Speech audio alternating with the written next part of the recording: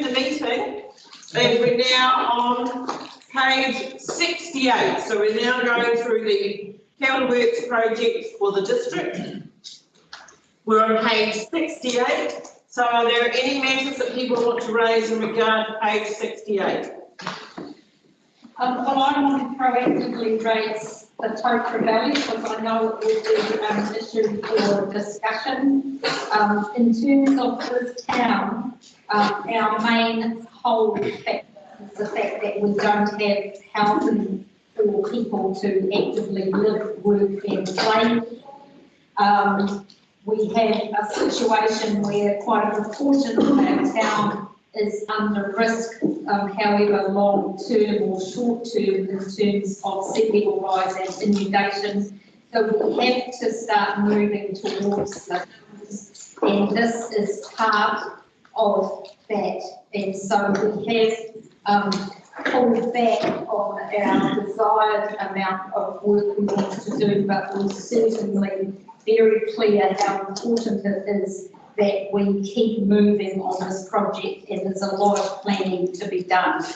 I hear the arguments about this, private developers could do this. Well, the reality is that we're over on this side here.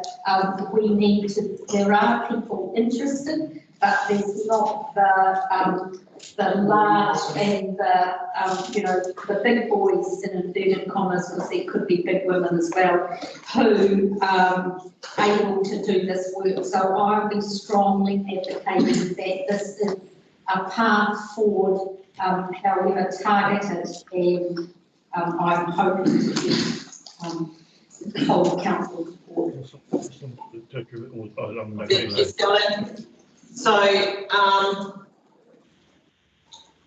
so we'll come back to that. Well, we don't need to come back to it, maybe raise an issue with it. So are there any other? I'd like to make a comment if I can. Yes, Terry. I support Sally's words 100%. However, I just want to ask a couple of questions. When I go back to the March, of the 22nd of March, that Donna put out the Corporate Services Manager March budget revision, in there the Tokra Valley was only $85,000. Look, it was like a lot of work that went on to look into the project.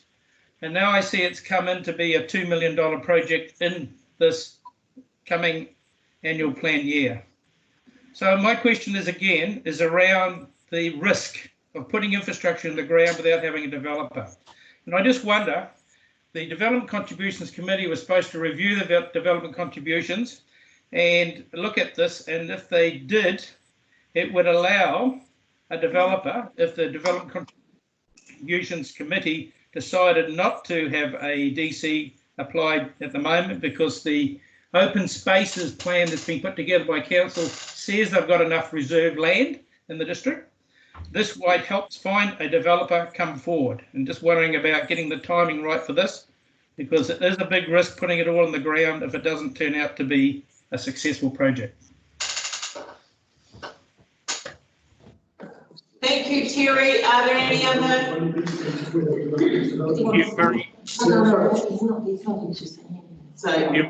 Can I make a comment, please? Yes, Murray. Just on Tokra Valley Road, I'm in the camp, as I've always said, that go ahead with it. We've been assured it's being funded by development contributions down the track. Don't have any problem. What I want to talk about is the Whittianga transfer station, which is a need, not a want, and that has got to be shovel ready for next, not this coming financial year, the one after. And what I need an assurance from Bruce is that sufficient funds are in the budget. Is 121, or do it seems light to me, to make that shovel ready so that we can commence it 1st of July the following financial year? Because we are going to get, I can tell you, it's going to be chaos up here this Christmas. That transfer station was not fit for purpose anymore.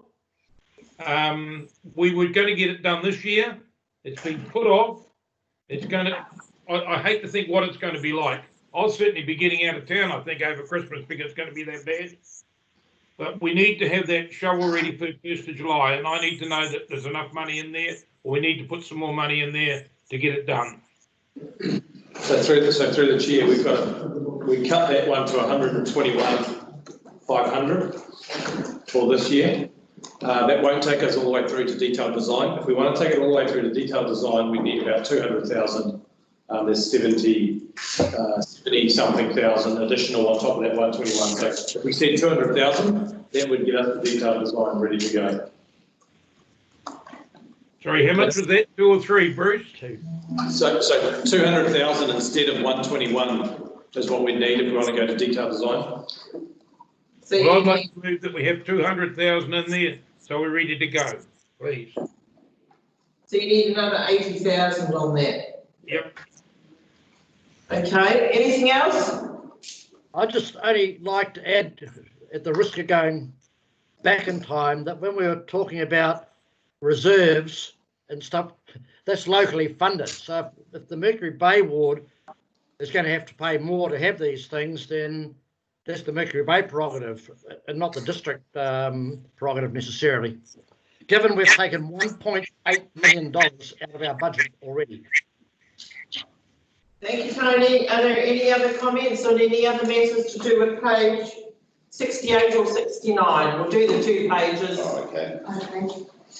Okay. 68, all of just the 2 pages of district projects. So, Martin. I've got a query about the third point down on page 68, project number 1105. So we're saying 218,000 for vehicles instead of 419. So is that just deferring, replacing? No, so Donna might want to answer this one, but 419 was this financial year, and we're looking at 390 spend. Oh, sorry. Yes, Right. that's this year. So next year they're forecasting a $218,000 spend. I've got a question if I can through the chair.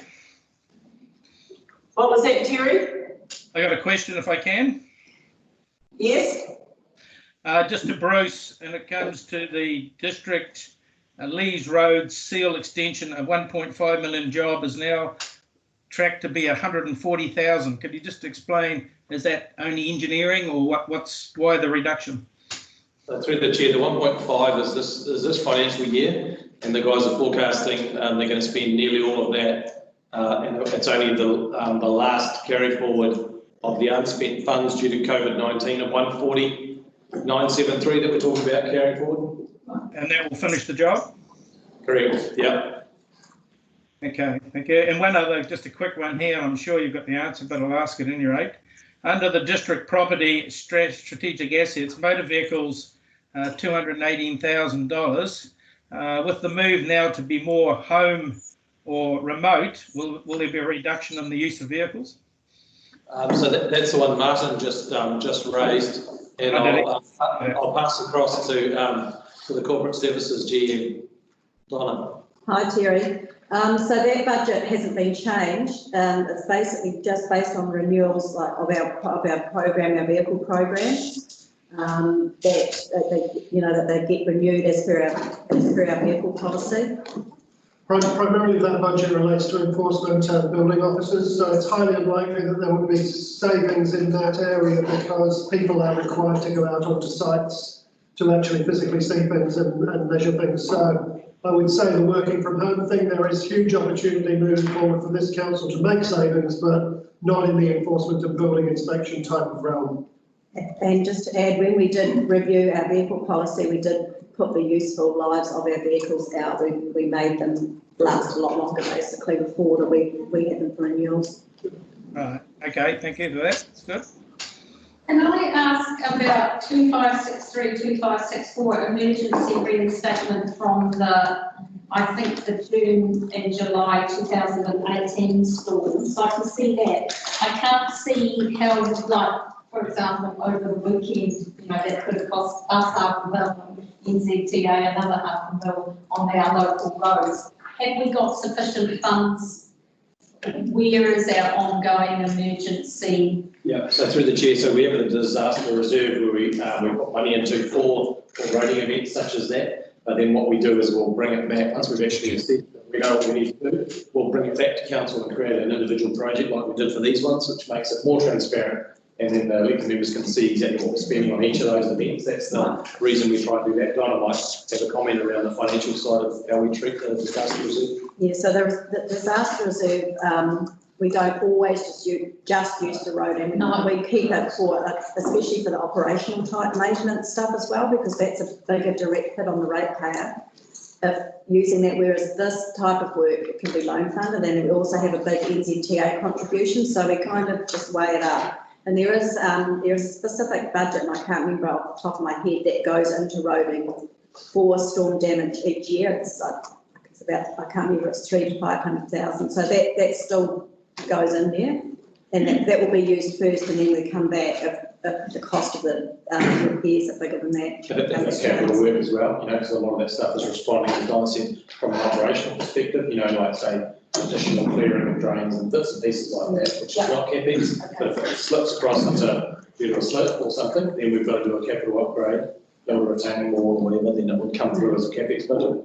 Because I just worry up our coast, we spend money on projects, smaller projects, but they will cost money, bloody close to the food system. And how long can we actually have barbecues being that within 10 years just isn't going to be there? I think we have to get real about some of that stuff. Sure. So can I just say that for Thornton Bay, the locals actually paid for those seats to be reinstated, but we did help with it. So, you know, they did a good job, but I totally agree with you, Sally. We can't keep replacing assets that are going to go into the tide, and that's where that shoreline management planning, we have to be upfront with the locals about, no, we're going to be moving things out of that. We've got to go somewhere else. Yes, John? Sandra, just a couple of projects there for Coromandel, project 2616, Pottery Lane, happy to see that, you know, deferred, put out to the annual long-term plan, but the bypass, which is project 2627, I would like to see $50,000 just put into there, just to keep that on the books and keep it active. That's the bypass through Coromandel. That I think is pretty important. Now, I have nothing to negotiate or offer with because I gave it all up down by the first instance, but I would like to see 50,000 just put in there for that. I think that's fair enough because that bypass has been on the books for a long time. It would make a lot of sense. Yeah, and honestly, we need to protect that Main Street of Coromandel Town is magic. It's very special and it needs to be kept, you know, just like the people want it. Yeah. In that special sort of state that it's currently in. So we'll keep that alive, I appreciate that, guys. All right, I put that in there. I put the 80 in for the transfer station. That's it so far. And how are we doing? Any further issues or matters people want to raise? Yes, I want to raise. I actually moved that the budget for the Whitianga transfer station be increased to 200,000. Well, hey, are we gonna? Can we do the lot? Do it all at once. Include 50,000 as John's just asked for the bypass as well. Can we do The number I've got is 100,000 is required. We've got 121 in the budget, and no, hang on. I'm asking if we can do all the changes at once. Okay, yep. I'm happy with that, as long as it's not forgotten. Yep. Yeah, no, we might forget you, Murray and Tony, but we'll do our best. Thank you. If I could come back to the Coromandel bypass, what I understand is that investigation will cost 100,000. So if it is going to cost 100, we should have 100 in the budget, not 50. Otherwise, we only get half of it done, and we're behind the 8 ball. So I don't know what John thinks, but the number is 100. Yeah, thanks, Tony. Bruce. So through the chair, I'm not sure where that 100 came from, Councillor Fox. I haven't got that on hand. Is that something I'm missing? Where did you get the 100 figure from, Tony? What I understand that is the discussion with the Coromandel Community Board and Alan in terms of that was to complete the investigation. The number I've got in front of me is 100,000 to do the investigation. Yeah. Okay, that's something I might have slipped up on, it could be 100, so I'll take 100. I don't think we get a little bit random here. At the moment, we're at 80,000 for the boys at Whitty So through the chair, why don't we go with 50 and then we'll just bring it back if we need to during the year. If we need additional money, we need an additional 50, let's do that as a cycle. Yeah, it's just to keep it alive and it's a process. Yeah. 50. As long as we know that in a minute, the 50, another 100, and we'll bring it back if we need to during the year. Okay, so are there any other matters to raise? Martin? Yeah, so Bruce, the project 1164, just minor safety projects, Yes. 1.07. Yeah. They're essentially regarded as essential. Yes, they're called minor, but it's a roading term. Yeah. So yeah, no, they are, and they'll attract substance.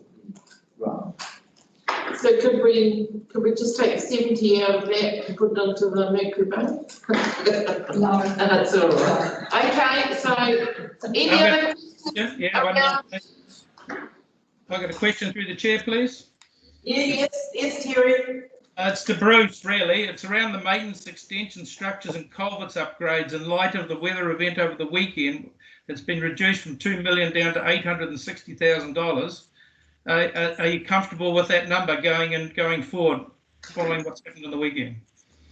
So through the chair, I haven't been out on site, so I haven't seen the damage, but since the weekend, obviously. But so the 860 was for completing a couple of roads that we've already got under progress at the moment. So that was Harriet King's Road, Adams Road, up the Thames coast, where there's a significant slip. So retaining that, and then another little short section of road in Whangamata.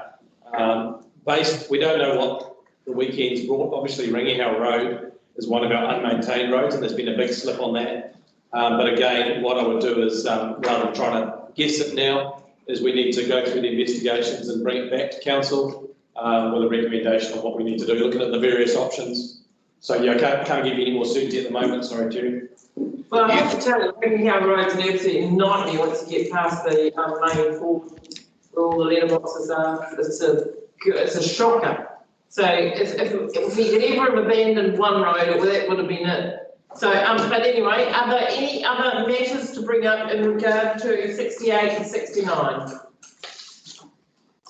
I just want to get a feel of, if we go with this, what is our greatest risk? Or are the staff happy, management team happy with the level of risk that this budget gives them to be able to deliver essential safe services to our community for a year? So I can take a stab at answering that one first off. So we're comfortable that it's a prudent approach, and I think we've highlighted in the words in the report that there is some risk around that. Yeah. And we're comfortable to carry that risk at this stage, by me cutting the renewals down to 70% of the budget. Again, there is some risk, but I think we can manage that. And if there's things that really blow up during the year, we just have to bring that back to council. And so I suppose that, from a staff perspective, I suppose our kind of request to elected members is don't forget that if we do have to bring something back, is that we won't be doing that lightly. Because it takes a bit of effort to bring it back in a report and go through all the process. But so if we do bring something back, it's because it's needed and it's essential. So that's the way I think we'd like to treat that. So and going forward, we don't know what sort of mutant weather patterns we might get. That's true. So and we're an interesting district where we're constantly in that dynamic. And I have to say, Gary Tower did a great job on the weekend with our Civil Defence Emergency team, and all of those people from council that were on deck during the weekend, last few days, because we had a ton of rain, an incredible amount of rain.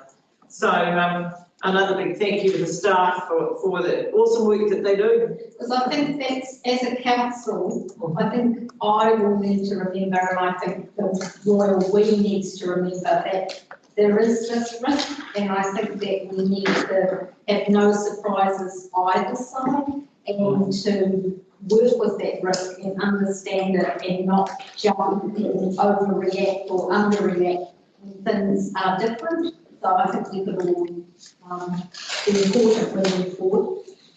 Great advice. Did everybody hear that advice? Great advice. Hello, Gary, Terry, Murray, Tony, did you hear that? Yeah. Okay, right, it looks like you've only got 2 changes on the district pages, and that is for 80,000 to be added to the Whitianga transfer station replacement and 50,000 for the Coromandel bypass. So Murray and Tony, you happy with that? Yep. Terry, Gary? I'm happy with that. Gary?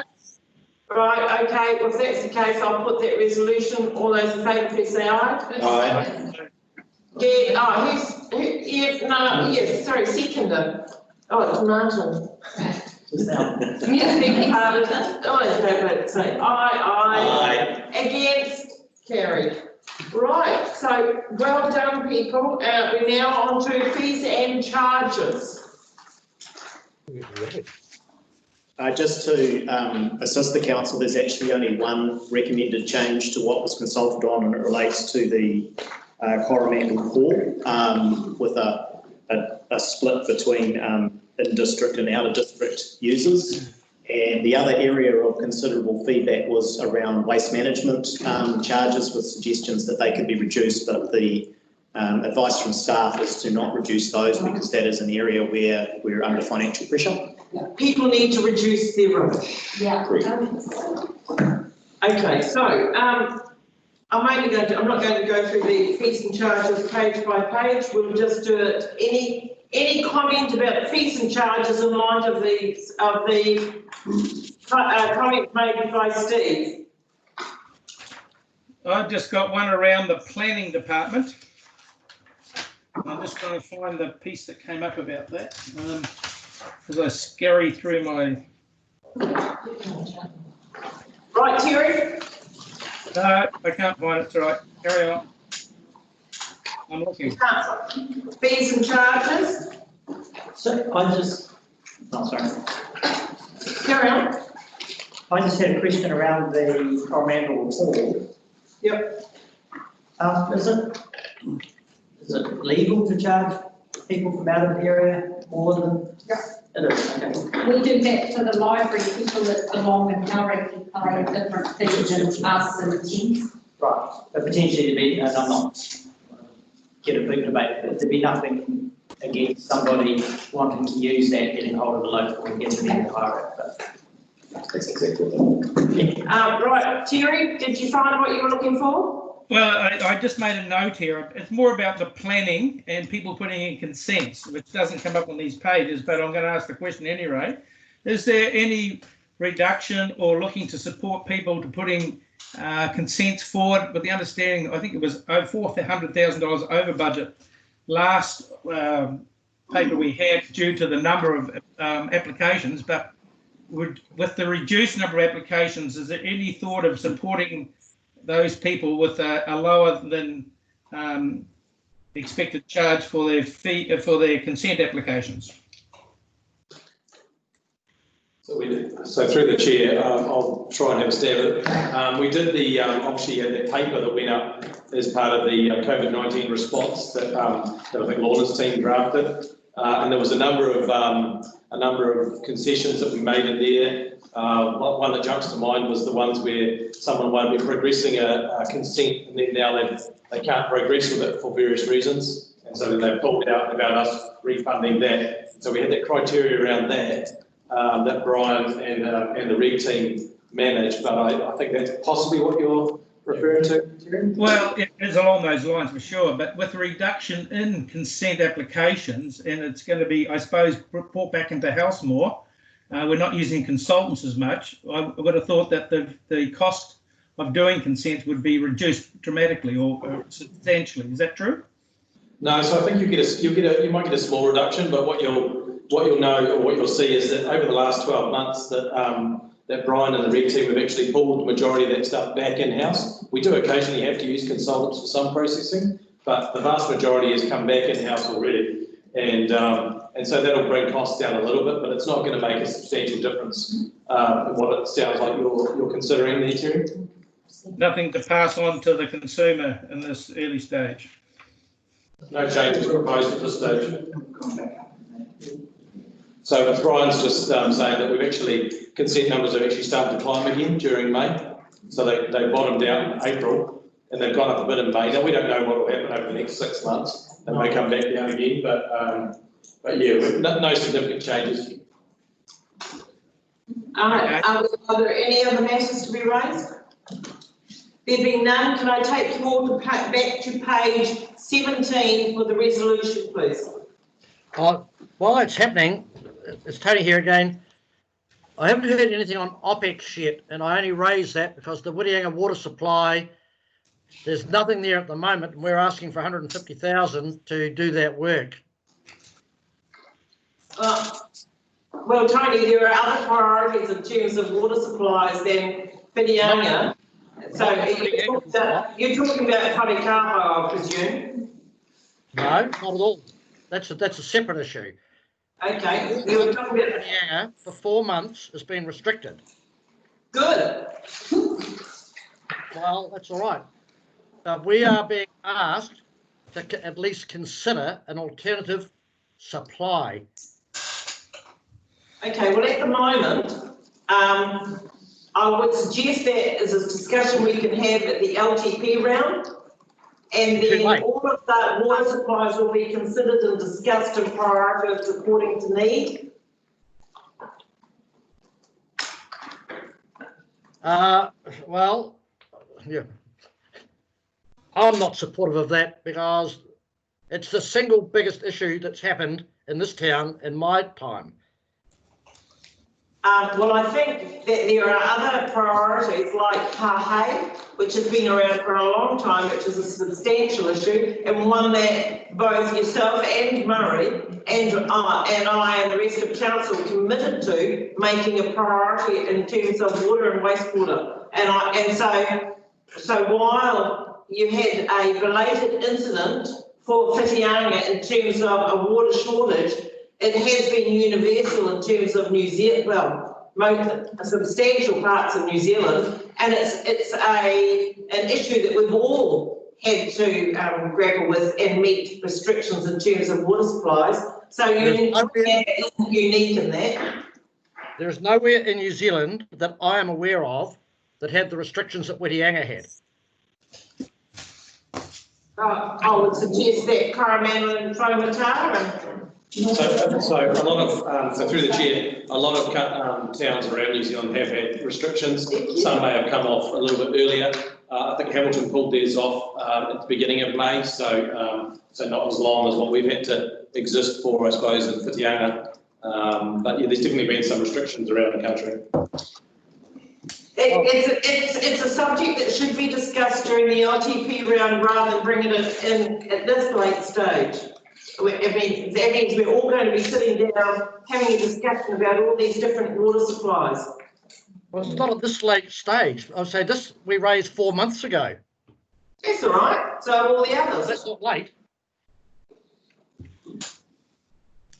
Sam, just be, I'll tell you just have to make move the resolution on page 17 or some adjustments. That's right. I was just wondering if we've got a figure now as to what we've done and what the impacts is on the rates, or is it appropriate to have that now?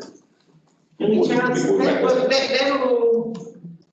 The CapEx adjustments were increased 5,000, so that will probably have made, well, actually negligible. Yeah. So at the moment, you've got the proposal was 9.98. Yep. The CapEx adjustments, the maths is easy, so we're going to reduce it by 1.6. Yep. The proposed OPEX adjustments of 2.567 take it down another 3.4. So you're sitting at 4.98 as the average rates increase at this point. Yep. And obviously, if anything's added in or taken out, it does adjust it from there.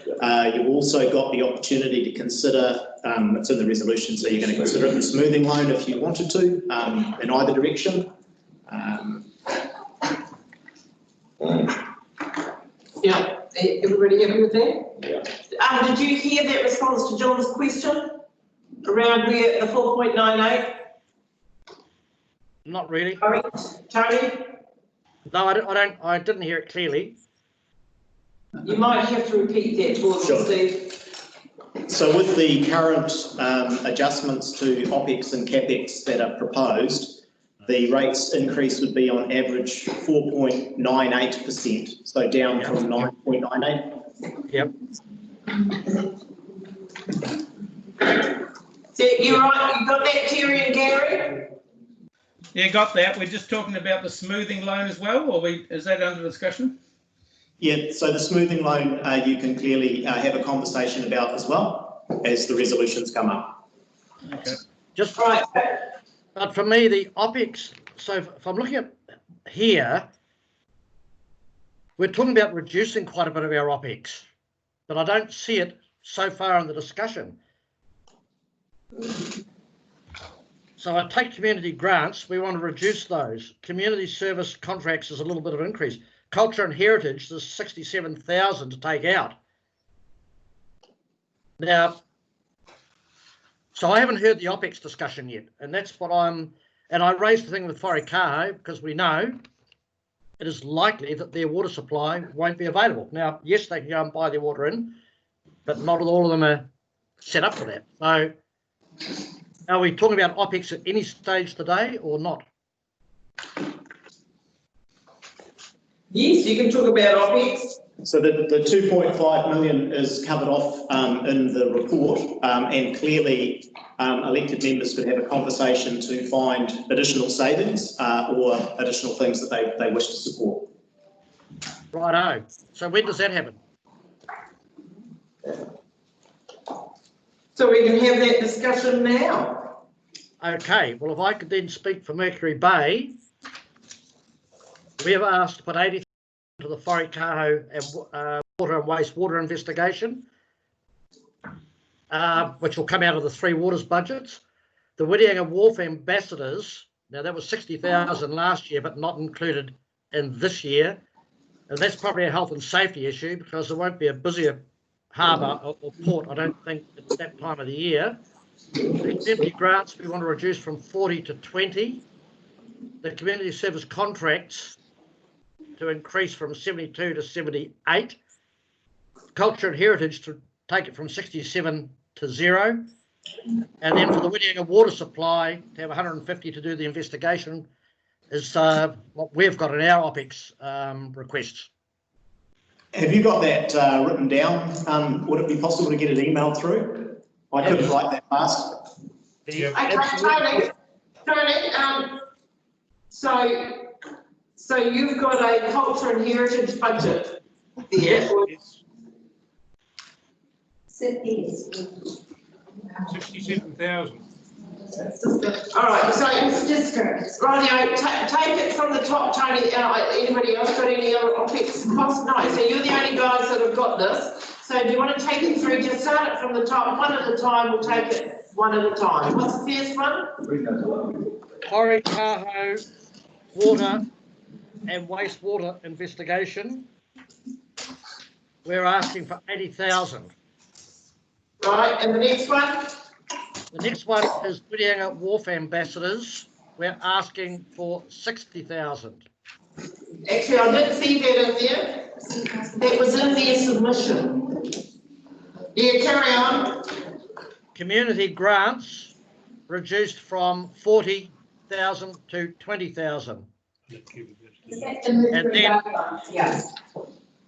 leave attention to nothing. Community service contracts, an increase from 72 to 78. Yep. And the culture and heritage grant reduced from 67,685 to 0. And then the Whittianga water supply investigations, we're asking for 150 to come from the Three Waters general investigations.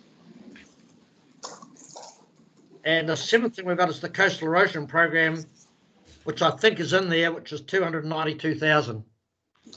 It's in there. Sorry? And there's 292,000 in there for the coastal erosion program. Yeah, you've already got those in there, Correct. so we don't need to drop them off that list you've given us.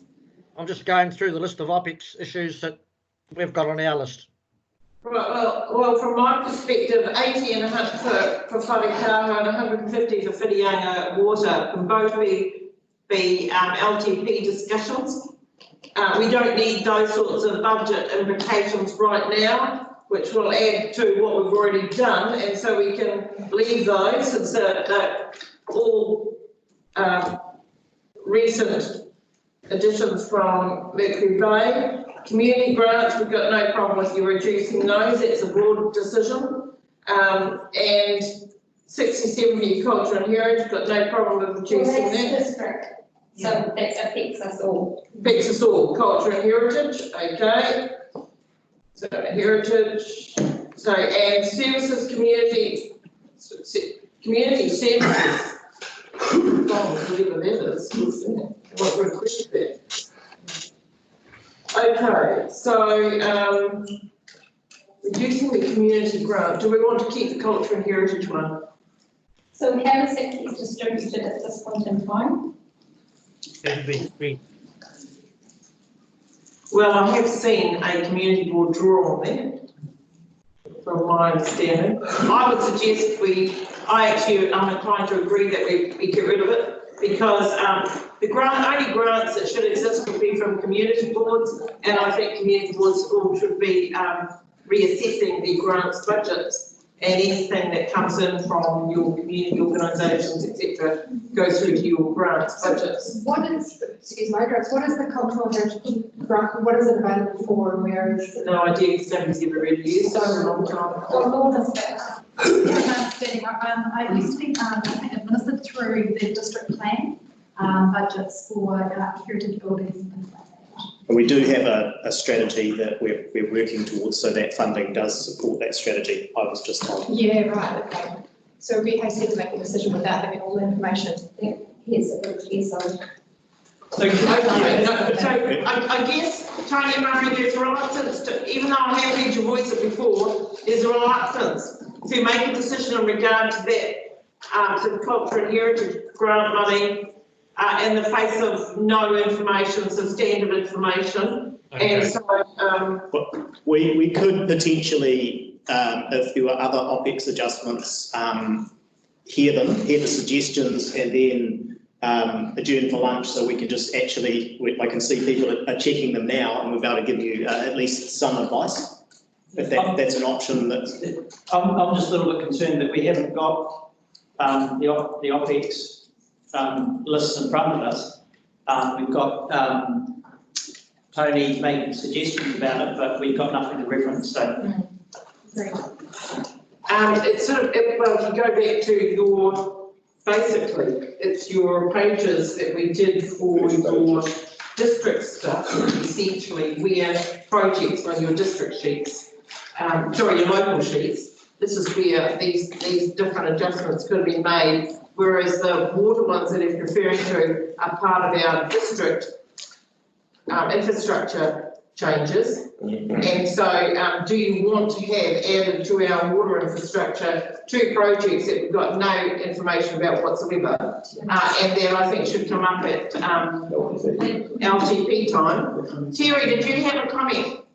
Yeah, I did, Sandra, just to carry on with the OPEX one, and it's a situation that's hit our grants situation where Beach Hop, we grant a money 10K or so around there each year for the event. It is now having 2 events this year, so we can't move that money across, so we'd be 10 grand short in our grant going into the new annual plan, and we'd be looking to try and put that money in there so we can pay them for the November event, which I think the council's supporting in other ways too.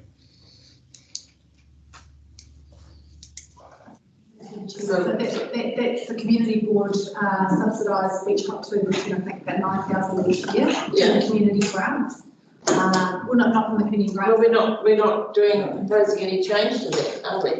No, the grant for the AP will have to be increased because we need another $10,000 to give them for the November event out of the community grant. Not what council provides in terms of rubbish and all that stuff. We're outside that as far as an event grant. They're going to do 2 events this year, they haven't, so they should have 9,000 there from last year. So what are you wanting, Terry? $10,000 addition in our grants, please. Right. So suddenly on the day, we are now facing, so anybody else want anything?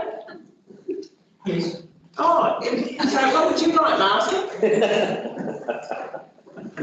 I'm still confused as to why, I mean, we've had all these and we've talked about these in front of us, but I'm confused about the figures that Tony's talking about. Tony Murray bringing up additional items, additional local items and additional district items that they want to add to all of their projects. Right, so where's there's maybe you need 51 else in the room, I understand, I don't understand where, what these figures are. Well, this is what they want. No, but they're saying there's a such and such thing, they want to reduce it from this to this. Where's the list of those things? Oh, I see. Okay, so where is the top? Heritage and Culture, we've only looked at capital works projects. Yes. We haven't looked at in depth. If you go to yeah. Okay, there was There's a little bit of recommendations on page 22 and the different things that they looked at, but I guess this came up. Yeah. And so what happened, what I understand is staff have looked at a whole lot of range of things, but left these other things in there. So I don't know how we deal with this now. Talk it up, we've got the numbers, so. We haven't consulted with the community board today. I'm assuming with our recommendations that we didn't change these things. Yes, No, and well, we haven't. Nothing was changed. They've only brought back the things that they've changed to get us where we are. And Murray and Tony have come up with something else that they want to ditch, like culture and heritage.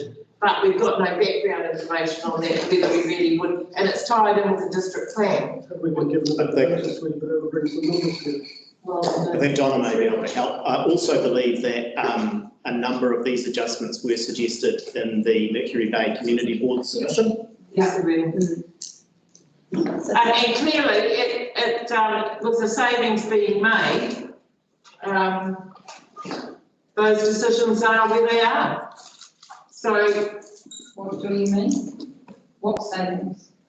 well, with getting the rate level with the capital works projects and the local, going through local, going through district, getting all that tied down, we've actually made a substantial amount of savings, and those other matters like the culture and heritage fund, that's tied up with the district plan, as Dawn said, so it hasn't been considered. So, I'm going to ask the question, do you want to consider the heritage and culture fund, and having it removed at this point in time or not? No. So the general consensus is no. Are you happy with that, or do you want a resolution?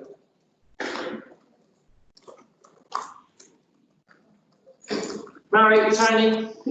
Oh, you're on mute.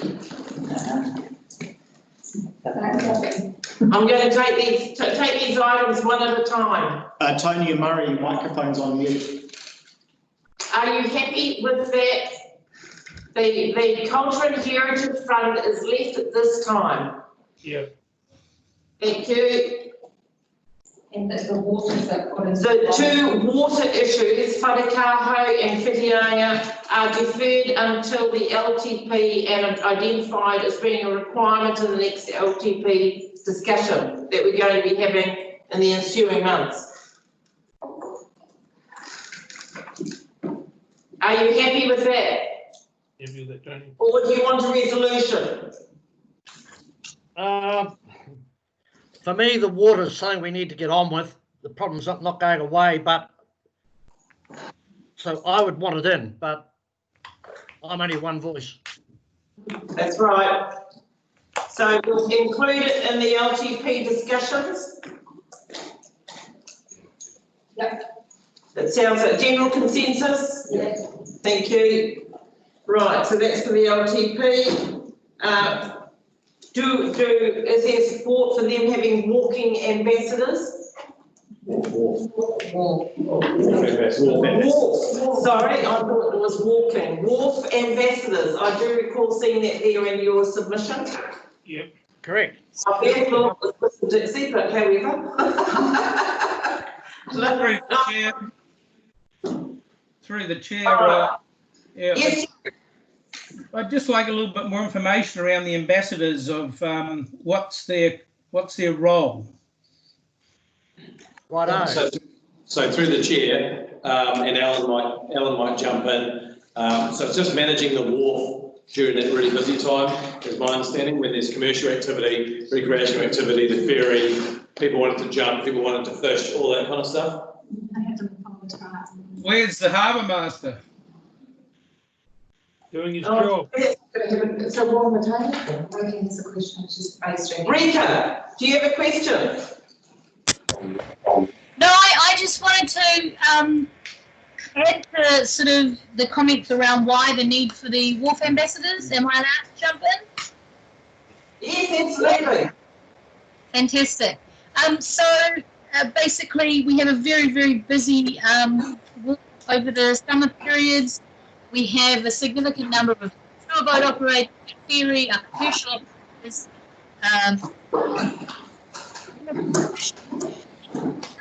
To help a number of incidents and near misses that we have had on this busy wharf, and it's obviously to help.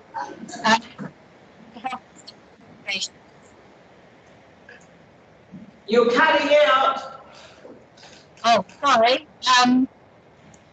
I was just explaining that these wharf ambassadors would help us to manage the number of near incidences and near misses that we've had on this busy wharf, and help us meet our health and safety obligations. Thank you. Have they got money in their water rent fee charges? Can I ask how many they want? Is they looking for 1, 2, 3? Well, it's a part-time job, Terry, and we just want some money to make it health and safety. Just want some money. Is it just over the summer period? Yeah, no, it's only over the peak time, and as Rika has said, so there is a mix of commercial operators, like the busiest commercial one we've got, charter operators that are going crazy at that time of the year. There's the external boats that come down to charter over that time of the year. Then there's the recreational boats that come to pick up people or drop stuff off at the wharf. So the wharf over that time is chaos, and these people help. Oh, and plus the fishing tournaments that run over the same period of time, with a whole lot of recreational launches turning up. So it's these people, A, to get people to jump in a safe place, and how do you get on the wharf and off the wharf, and to make sure people don't hog it. So it's something we used, and it made a significant improvement, but it's really a health and safety issue, because someone jumps off the wharf and goes under a boat. 50,000 look quite cheap if you can avoid it. Okay, thank you. And I just asked a question because it's there. Is 60K enough, too much for a person for a part-time job?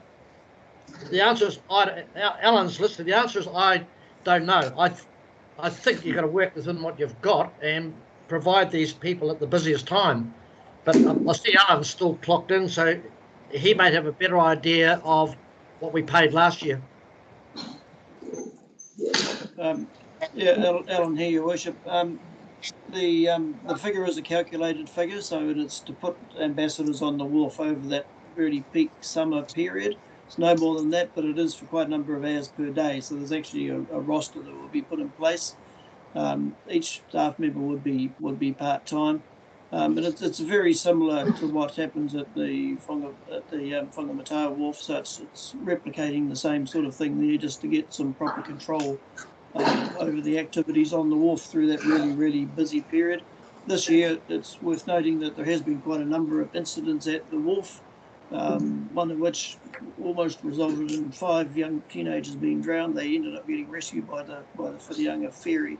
And there's a number of other near misses that have been reported. So from a staff perspective, we just feel it's important that we draw that to the council's attention. How did you fund it? Thanks, Alan. How did you fund it last year? No, I need to correct Councillor Fox on that. This has never actually been done at Whitianga Wharf before, so it is a new initiative to respond to the issues that have been raised over the last few summers. How did Whāngataa fund theirs?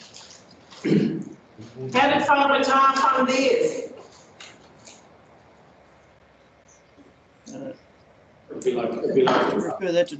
You know, Donna or Bruce? It'll be locally funded through the, I'd say through the harbours activity. Or the Whāngataa harbours activity. And what about $40? 40,000, sorry.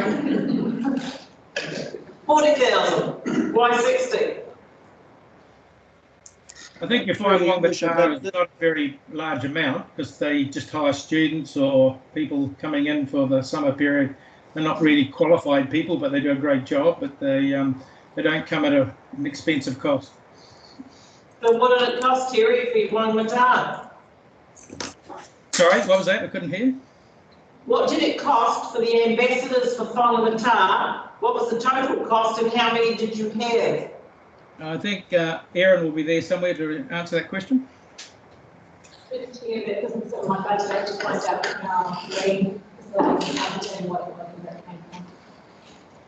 I just need to find that out, was the answer from the back of the room, Terry. Okay. You can have a quick look, Hayden. Yeah. Looking. Right, so far we've worked through 2 or 3 things, so we've only got 2 more things to discuss. So we've got the services community grant, is it? So that's from 72 to 78. What's that one about? That's the daycare fee, isn't it? That's the $6,000 we pay to the daycare each year, and rather than coming out of community grants, it goes on a contract, so it's more than offset by that 20,000 reduction in community grants. Okay, so those 2 cancel each other out. Yep. So the only increase that we're looking at is your increase for walking ambassadors. So I'm suggesting 40,000 instead of 60. Oh, walk, sorry, walk. Could there be some element of user pays? No. It's like says lifestyle, so it's walk lifestyle. So Martin, you're suggesting that the commercial users of the wharf contribute to the wharf ambassadors? I'd also be worried if we were having students doing it. I mean, after the health and safety implications, are they here? Is it just one person? A whole lot of things popped up in mind like the train. Have we got people engaging with people that are going to cause problems? Our violence officers get conflicts all the time. Imagine what's going to be like trying to. And the liability? I don't know if we're ready set up to do that without exposing ourselves to some risks. Yeah. Well, I guess the thing you really want to know is if you've got a student who's been employed on a part-time basis at the wharf to tell people not to jump off it, and they just ignore them, and there's an incident. Yes. Where does the responsibility lie? Yes. Murray here, if I can make a comment, I find this whole situation somewhat ironic in that we've been asking probably for a decade to increase our charter boat fees to some reasonable level, which was more than paid for this, but we still set them at some ridiculously low level. What are your thoughts on putting untrained people out on the wharf to do this job, Murray? Something better than nothing. Can I just clarify, please, Your Worship? So the way in which it works is that, and it's the same at Whāngataa, is that there would always be 2 people on duty together. One would be a more experienced person, and the other one could be a less experienced person. So the plan is that we would always have, for want of a better word, a mature person working with a younger person on there. So, and that's the way it works out on Whāngataa. So there's always 2 people on deck at any one given time. Otherwise, they're put in an unsafe position if there's only one person there at a time. Okay, thank you, Ellen, appreciate it. Okay, so are we waiting for a figure? You said it's through our Might be better to quickly just to go out when we're up. If I can just make comment, if I can, through the chair, the Whangamata Wharf situation is on one side we've got kids jumping off the wharf and the other side we've got kids fishing. We don't have fishing boats coming in there or the degree of launching of boats that they do have with the Angus. So they most probably be looking for a more experienced, qualified person and you've got sitting at the wharf at Whangamata. Okay, so thank you, Terry. Right, here's where it stands to move things along. Okay, the two water supply issues will go into the long-term plan discussions. So the if we increase that services community aspect, I'm not sure what that is, but anyway, that from 72 to 78. Yeah. And we decrease the comms grant from 40 to 30. We're only left with the walking ambassador figure. I've got it written down here as walking. I now have changed that. The walk ambassador figure is 60. I'm not applying to choose 60. We can see you winking, Murray. Okay.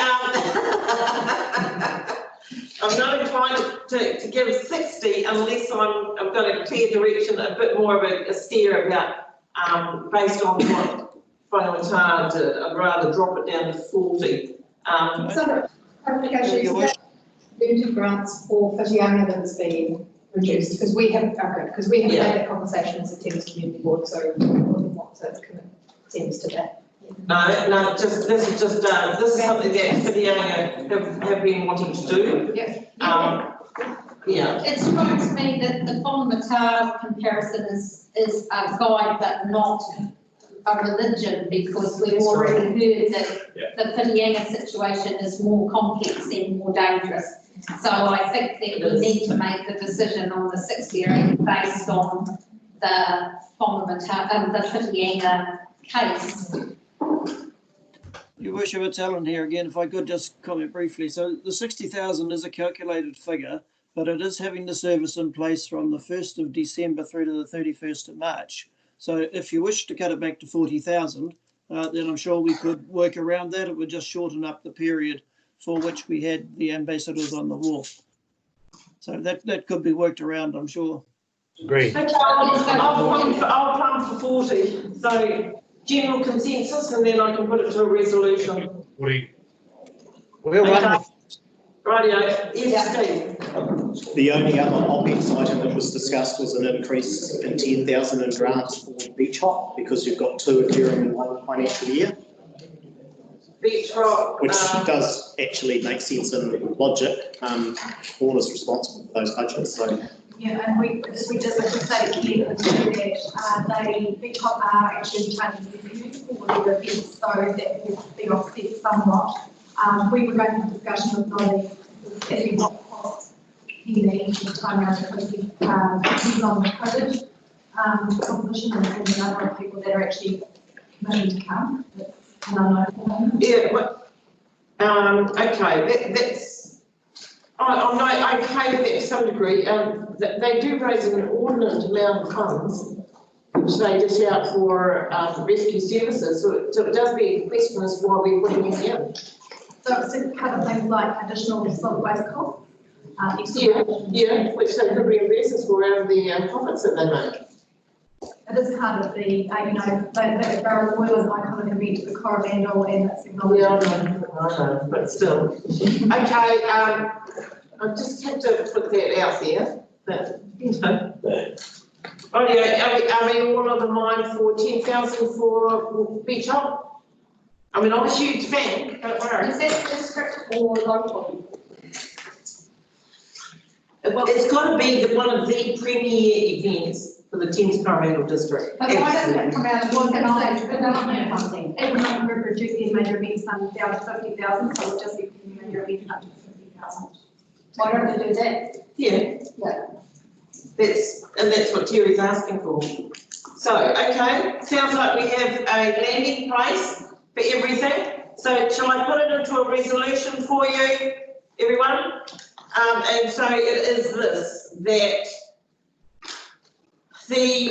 there's 40,000 put aside for wharf ambassadors for City owner, and that the services community monies go from 72 to 78, that the community grants budget is reduced from 40 to 30, that the beach hop, the Repco Whanamata beach hop has an additional, has an additional $10,000 by increasing the economic development events grant monies from 50 to 60. And that the Whenua-Kiti wastewater and Whitianga water be included in the LTP discussions later in the year. I'm happy to move that way. So are you happy with that resolution? Yep. Murray, Charlie?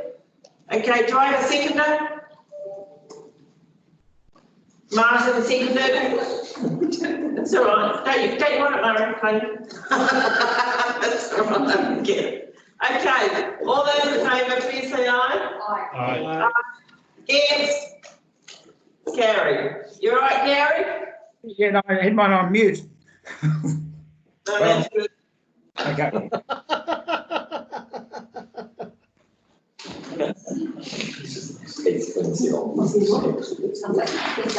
Okay, rightio, so we now, anything else anybody else wants to bring up at this stage?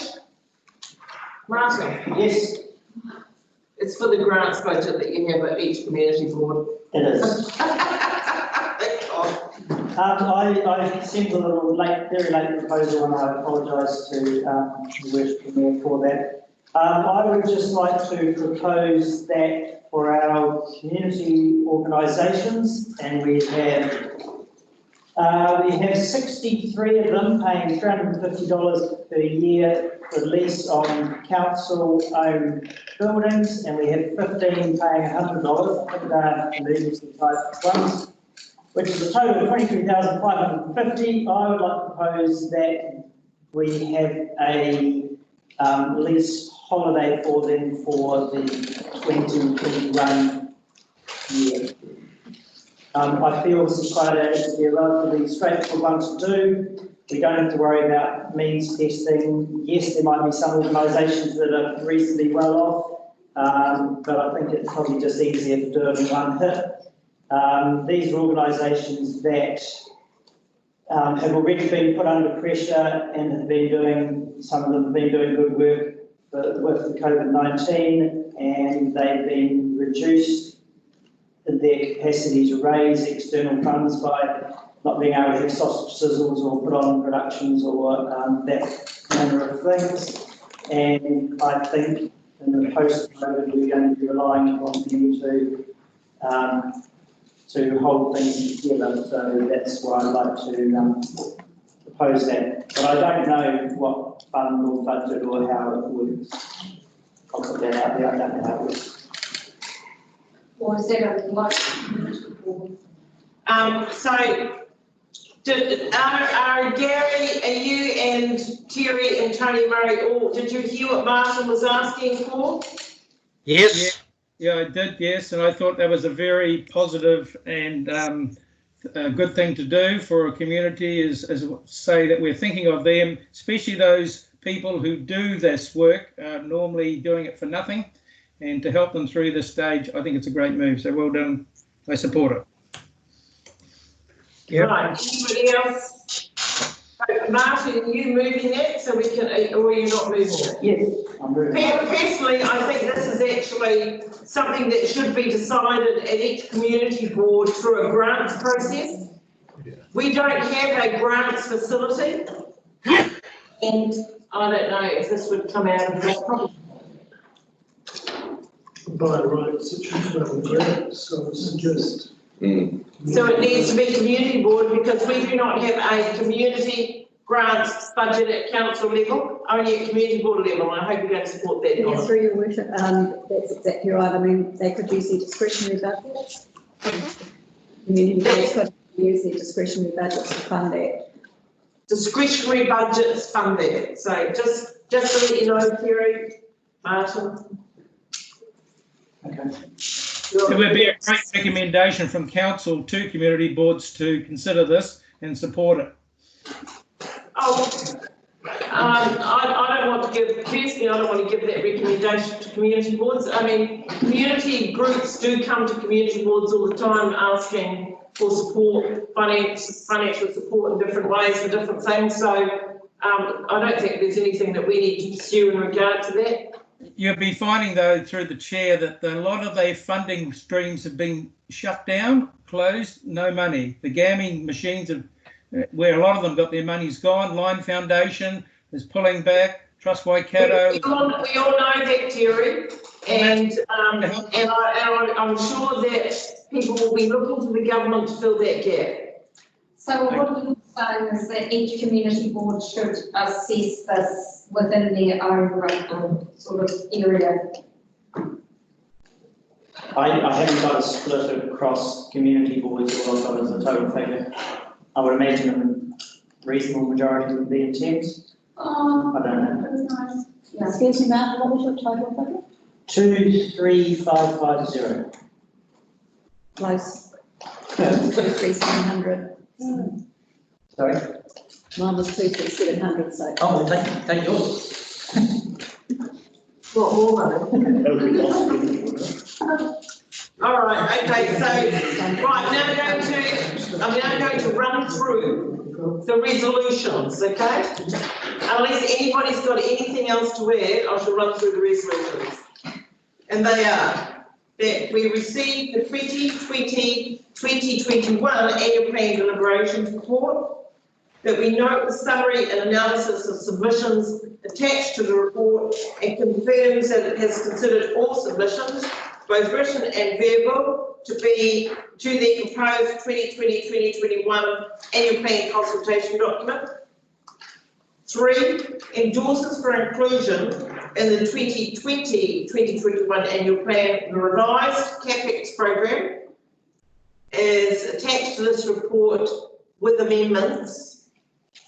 The OPEX reduction of 2567000 outlined in this report with amendments. Yep. With amendments. The following OPEX adjustments amend depending on decisions. Well, it's increasing, decreasing the smoothing loan from 6 million to the amendments depending on the decisions. Keeping the uniform annual general charge UAGC, which we haven't really discussed, at its current level of, but it was clearly enunciated in the report, of $523.64, and the revised schedule of changes to fees and charges as attached to the report. 4, instruct staff to make the changes described in Resolution 3 to the proposed 2020-2021 annual plan and to submit the proposed 2020-2021 annual plan to Council for adoption at a special meeting of Council to be held at 1 p.m. on the 30th of June 2020.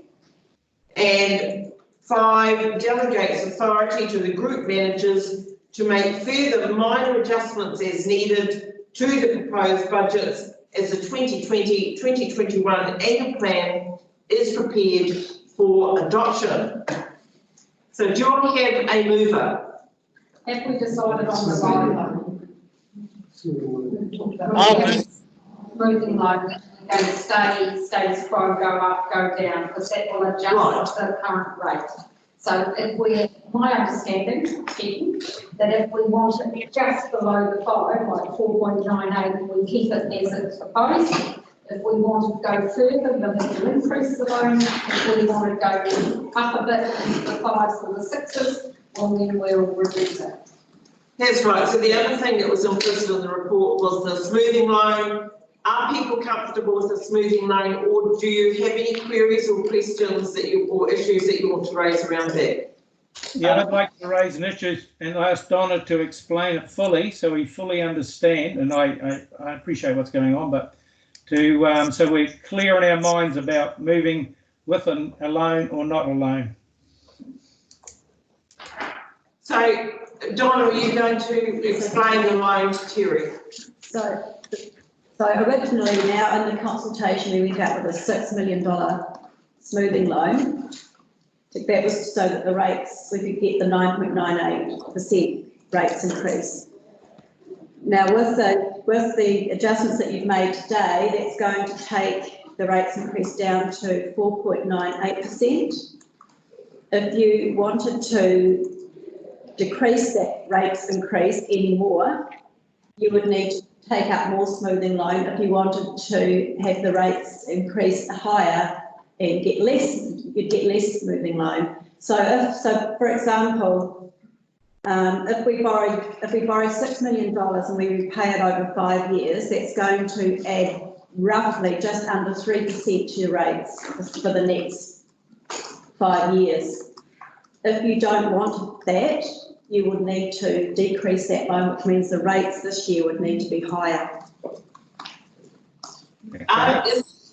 Is anyone else have any questions around that? Terry, do you need further explanation?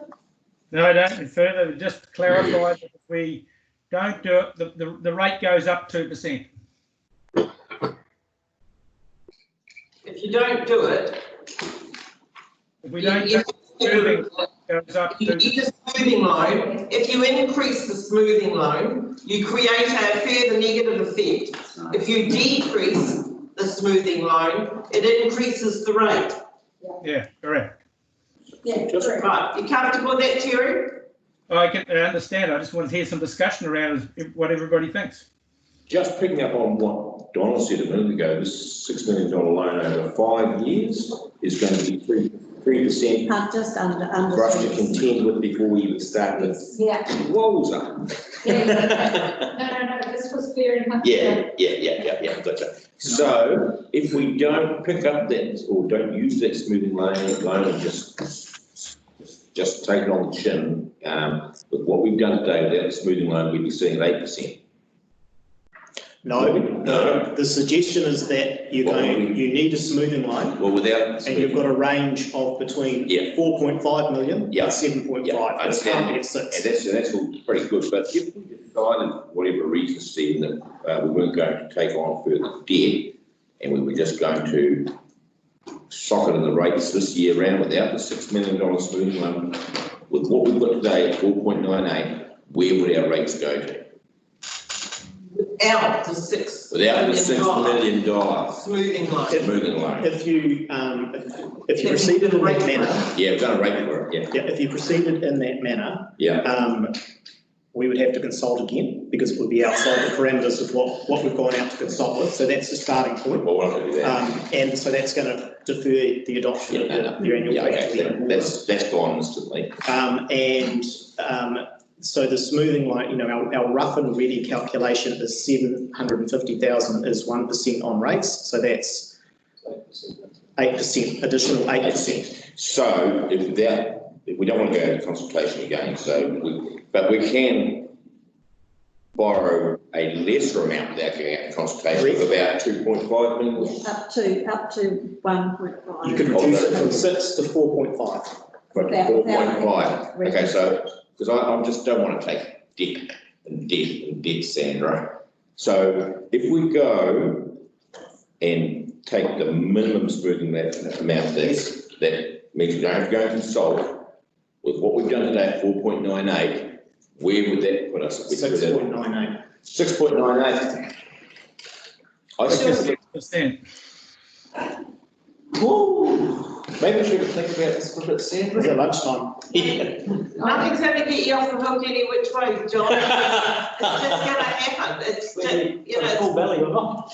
Yeah, but it's just about whether I know. I still don't want 7%, but I don't want to add the burden for us to face next year. Then buy yourself some time to re-look at all of our long-term plan projects Yeah, and really consider and pull apart everything and put it back together again yeah, in a way that we can find a way through just the burden of cost. yeah. Can I just say something? Because one of the things I've been saying for many years now is that we've got to reset our finances to make sure that our genuine costs are covered by our revenue. Yeah. And we were always trying to get that reset into a long-term plan year. Because if we have it in a long-term plan year, you've got far more tools in your toolbox. You've got service levels. You can have a really genuine discussion about what the service levels are going to be. Solid waste is one of those areas where costs have got massive. So the discussion around service levels in solid waste going into the LGP is a really valid conversation. So service levels is really important. You've also got income streams, whether we can create or generate or increase some other forms of revenue to offset rates increases. So those are two tools in the toolbox that we really haven't been able to discuss in an annual plan, because that turns up long-term plan amendments, and it costs you more to do an amendment than it would, So that's where we're aiming for, is to try and kick this can down the tracks for an LTP year to enable the elected members to have a far more robust discussion across the board about what savings can be realised, what service levels can be changed, what income streams can be generated, and also then you can look at your capital programs and your operational expenditures. And that brings up all the issues that Murray and Tony have been raising, that whole thing around wharf and RAPT charges and things like that, because it's so different, can be so different from east to west, but at some point the west has to bite the bullet. So it's just a whole range of, we can just pull everything apart, and I think it's time for that. There's nothing unusual with a smoothing loan in local government. There's nothing unusual about that. It's a 4 to 5% loan to cover that gap between what the actual true cost is versus your income stream. Okay. And it is contemplated in our revenue and financing policy that we would have smoothing loans, and the LTP is the time to have the conversation. Bottom of page 23, last paragraph. There's your options. So I move that we. Can I ask Sandra? Yes, Terry. It's Gary. the question for Donna? Donna, with a $6 million loan, and it'll go on to our deficit, I think was 129 million. How will that impact us in terms of our ability to, loan going forward? Is it going to cause some risk for us as a council? No, we are way under. We're still way under our borrowing limits, our external borrowing limits. Can you tell us what our borrowing limit again? I know it's 150%. It's 150% of our revenue. Total revenue. Total revenue. Okay. I understood it was rates revenue. We have. It might be, Tony. I need to have a look, but our rates revenue is our biggest revenue stream. With it being 150% of rates revenue, that's a very conservative borrowing limit. Like the rest of, a lot of local governments, borrowing limits are 250% of revenue. And in fact, since we've had COVID, they've now gone up. Some of them have gone back up to 450, and that's what the government is recommending that local government should be at. No. So ours is extremely conservative still. So we're still well within that borrowing limit. Okay. So Tony Murray and Terry and Gary all heard that explanation? I just wonder. But I think so. So Donna's saying that we're fine at the 150%, we're below that, and we can go out to 400%, is that right? No. No, sorry, that's not what I meant. Our borrowing limit ourselves, as per our liability management policy, is 150%. But the government is recommending higher. And And we can review our financial policies at the LTP. It's my understanding that they're due for review, so that can be looked at. I'm just acknowledging how much that LTP will have to come with here for review. Oh, yes, LTP is going to be hard work, ladies and gentlemen. So I want to firm this up by thinking that we go with the status quo in terms of keeping the loan, the smoothing loan at what it's been. No, we go with the resolution. Yeah. 6 million. Yeah. Okay, so do I have a mover for the resolution? Sorry, Gary, do you have a question? I've been trying to make a comment for a long time, but I just get cut out of it. Aren't we back to the point that we're in this awful position as we overspent our budget by 12 million? And I just feel sick about all this. I really do. Well, we haven't overspent our budget by 12 million, we've overspent our budget by 6 million. In this financial year, that's probably increased to another 2 million to about 8 million. So the actual financial, the difference between the cost to run our operation and what we have budgeted for is about 8 million difference over 2 years. So that's what this $6 million loan is funding. And that's an estimate based on what our year end this year is going to look like, which we are still making some savings towards for that to be as, you know, as low as possible. We may not use that 2 million. Yeah, the $12 million hole was only a projection last Christmas when we put the first annual plan report to council. Over Christmas, we saved $7 million in the assessment, so we pulled that out.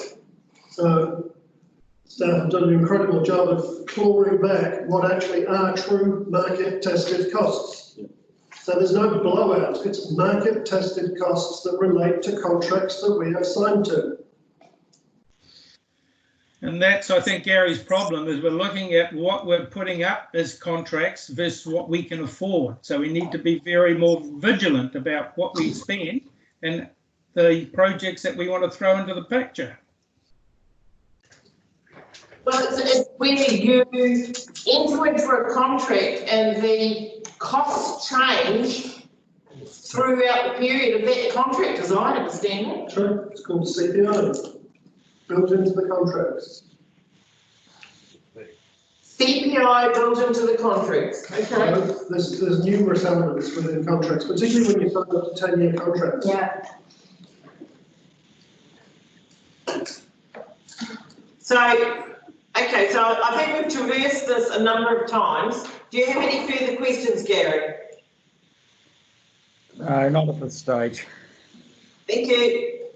Right, any other questions from anyone? Then we'll put the resolution. No, we won't. Do I have a mover? Sally's moving, do I have a seconder? John?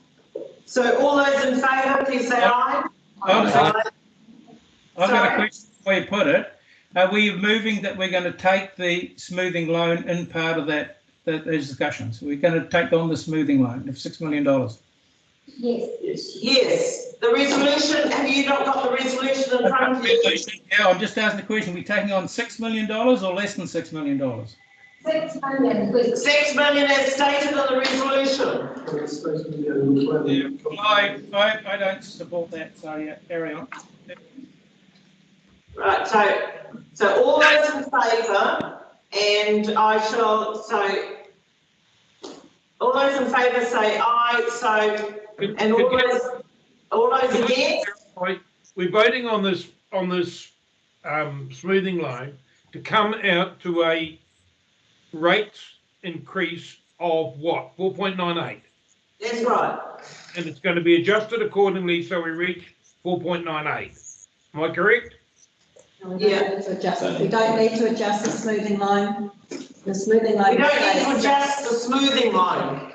Yeah, the smoothing line will be adjusted, so the rates increase will be 4.98. No. The line the line stays at 6 million. The smoothing line stays at 6 million. And that will get us to 4.98 with the savings that we have already made and discussed today. And we'll still be at 4.98 in spite of the changes that we've made today? Yep. Yep. Murray?